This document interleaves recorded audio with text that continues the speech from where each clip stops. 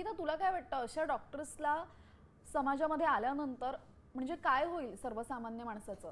की हे पेपर फुटीचं प्रकरण की ह्याच वर्षी झालंय असं नाहीये.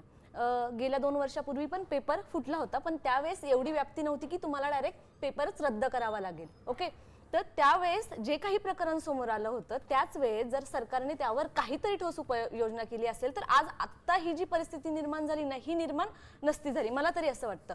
म्हणजे NTA ज्या अधिकाऱ्यांचा हात होता, म्हणजे लातूर सारख्या शहरापर्यंत NTA अधिकारी येऊन पेपर फुटी करतात, तेच जर आधी सरकारला जर 2 वर्षापूर्वी जर माहीत असेल त्यावेळेस जर त्या उपाययोजना झाल्या असते तर आत्ताची ही परिस्थिती निर्माण नसती झाली.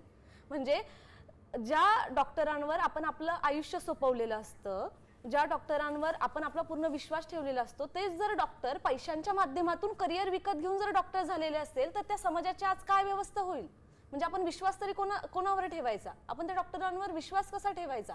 म्हणजे आज आपण कालच एक बातमी बघितली की अर्थात शिकवणी वर्गांचे जे शिक्षक असतात ते तर पैसे घेण्यासाठी तयारच असतात, पण एका कुटुंबाने म्हणजे त्याच्या आईवडिलांनी देखील लाखो रुपये देऊन त्या म्हणजे शिक्षकांकडनं प्रश्न विकत घेतले.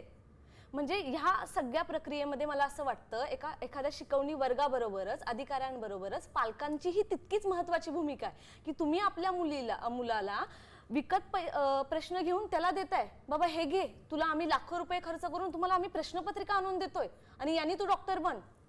म्हणजे जितकी व्यवस्थेची जी चुकी आहे ना, तितकीच या पालक वर्गाची देखील चुकी आहे की आपण आपल्या मुलांना कुठं ढकलतोय. आणि विद्यार्थ्यांच्या माइंडसेट बद्दल काय? आणि ती जी मानसिकता आहे ना ती कुठंतरी बदलली पाहिजे. म्हणजे तुम्ही आपल्या म्हणजे काय बोलता ना, ज्या करिअर मधनं तुम्हाला जास्तीत जास्त पैसे मिळेल त्या करिअर मागं धावणं आणि आपल्या मुलांना त्या करिअर मध्ये ढकलणं, ही जी पालकांची मानसिकता आहे ना ती कुठंतरी बदलणं गरजेचं आहे. कारण की व्यवस्था, जसं आता श्यामल बोलली की आज एक आंदोलन होईल, उद्या एक आंदोलन होईल, व्यवस्थेवर अशा आंदोलन होतच राहणार, पण मग मूळ कुठून येतं, त्याला भुंगा कुठं लागलाय मुळात, आपण तो शोधणं गरजेचं आहे मला असं वाटतं.